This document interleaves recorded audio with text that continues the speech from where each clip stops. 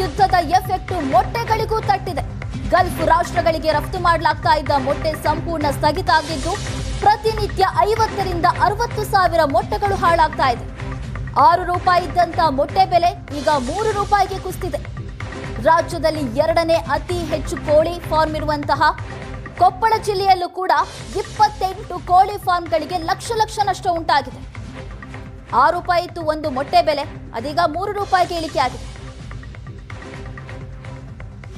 America, Iran, Israel ಯುದ್ಧ ಇಷ್ಟು ದಿನಗಳ ಕಾಲ ಕೇವಲ ಗೃಹೋಪಯೋಗಿ ಸಿಲಿಂಡರ್ ಸೇರಿದಂತೆ ಕಮರ್ಷಿಯಲ್ ಸಿಲಿಂಡರ್ಗಳ ಮೇಲೆ ಮಾತ್ರ ಪರಿಣಾಮವನ್ನು ಬೀರಿತು. ಆದರೆ ಇದೀಗ ಮುಂದುವರೆದು ಕುಕ್ಕುಟೋದ್ಯಮದ ಮೇಲೆ ಕೂಡ ಈ ಯುದ್ಧ ಇದೀಗ ಪರಿಣಾಮವನ್ನು ಬೀರತಕ್ಕಂಥದ್ದು. ಯುದ್ಧದ ಪರಿಣಾಮವಾಗಿ ಇದೀಗ ಏನು ಮೊಟ್ಟೆ ಇದೆ, ಮೊಟ್ಟೆ ಸಂಪೂರ್ಣವಾಗಿ ತನ್ನ ಒಂದು ಬೇಡಿಕೆಯನ್ನು ಕಳ್ಕೊಂಡದ್ದು ದೃಶ್ಯದಲ್ಲಿ ನಿಮಗೆ ತೋರಿಸ್ತೀನಿ. ಈ ಒಂದು ಕೊಪ್ಪಳದಲ್ಲಿ ಅತಿ ಹೆಚ್ಚು ಕೋಳಿ ಫಾರ್ಮ್ಗಳು ಇರತಕ್ಕಂಥದ್ದು. ಈ ಹಿನ್ನೆಲೆಯಲ್ಲಿ ಪ್ರತಿದಿನವೂ ಕೂಡ ಈ ಒಂದು ಕೊಪ್ಪಳದಿಂದ ಏನು ಗೋವಾ ಸೇರಿದಂತೆ ಹಲವು ರಾಜ್ಯಗಳಿಗೆ ಹೋಗಿ ಅಲ್ಲಿಂದ ವಿದೇಶಕ್ಕೆ ಕೂಡ ಅದು ರಫ್ತಾಗ್ತಾ ಇತ್ತು, ಏನು ಗಲ್ಫ್ ಕಂಟ್ರಿಗಳಿಗೆ. ಇದೀಗ ಯುದ್ಧದ ಪರಿಣಾಮವಾಗಿ ಈ ಒಂದು ಮೊಟ್ಟೆಗಳನ್ನು ಕೇಳುವ ಇಲ್ಲದಂತಾಗಿದೆ. ಹೀಗಾಗಿ ಸಂಪೂರ್ಣವಾಗಿ ತತ್ತಿಗಳೆಲ್ಲವೂ ಕೂಡ ಇದೀಗ ಕೋಳಿ ಫಾರ್ಮ್ ನಲ್ಲಿ ಇರತಕ್ಕಂಥದ್ದು. ಮತ್ತೊಂದು ಕಡೆ ಬೇಡಿಕೆ ಏನು ದರ ಕೂಡ ಇದೀಗ ಕಡಿಮೆ ಆಗಿರ್ತಕ್ಕಂಥದ್ದು.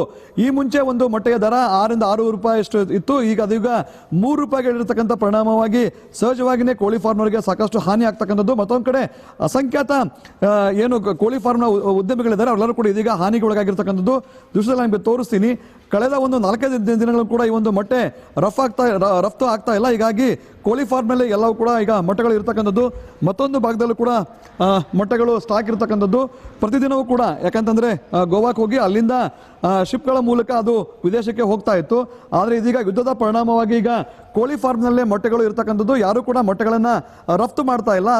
ಅದಕ್ಕೆ ಬೇಡಿಕೆ ಕೂಡ ಕುಸಿರ್ತಕ್ಕಂಥದ್ದು ಪ್ರಮುಖ ಕಾರಣ. ಯಾಕಂತಂದ್ರೆ ಯುದ್ಧದ ಹಿನ್ನೆಲೆಯಲ್ಲಿ ರಫ್ತು ಸಂಪೂರ್ಣವಾಗಿ ಬಂದಾಗಿರ್ತಕ್ಕಂಥ ಹಿನ್ನೆಲೆಯಲ್ಲಿ ಇದೀಗ ಕೋಳಿ ಫಾರ್ಮ್ನವರು ಲಾಸ್ ಆಗ್ತಾ ಇದ್ದಾರೆ. ಈ ಬಗ್ಗೆ ಮಾತಾಡೋಕೆ ಇಲ್ಲಿ ಕೋಳಿ ಫಾರ್ಮ್ನವರು ಇರ್ತಕ್ಕಂಥದ್ದು, ಅವರ ಒಂದು ಮಾತಾಡ್ಸಂತ ಒಂದು ಕೆಲಸವನ್ನ ಮಾಡೋಣ. ಹೇಳಿ, ಈಗ ಏನೆಲ್ಲ ನಿಮ್ಗೆ ಎಫೆಕ್ಟ್ ಆಗಿದೆ ಈ ಯುದ್ಧದಿಂದ ಅಂತ?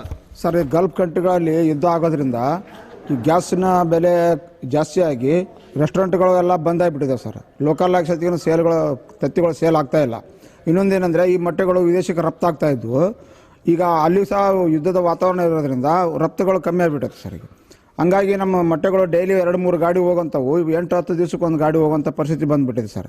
1,20,000 ಪ್ರೊಡಕ್ಷನ್ ಇದೆ ನಮ್ಮದು. ಈಗ ಒಂದು 30,000-40,000 ಹೋಗ್ತಾ ಇಲ್ಲ ಡೈಲಿ. ಅಂತಿಲ್ಲ ಅಂದ್ರೆ 30,000 ರಿಂದ 50,000 ತತ್ತಿಗಳು ನಮಗೆ ಉಳಿದ್ಬಿಟ್ಟು ಅವು ಹಾಳಾಗ್ತಾ ಇದ್ದಾವೆ.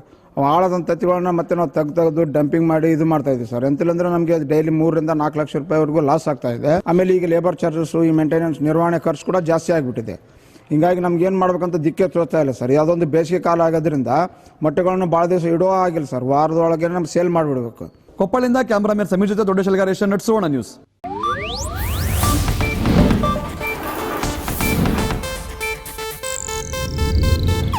ಇದು ಏಷ್ಯಾನೆಟ್ ನ್ಯೂಸ್ ನೆಟ್ವರ್ಕ್ ಪ್ರಸ್ತುತಿ.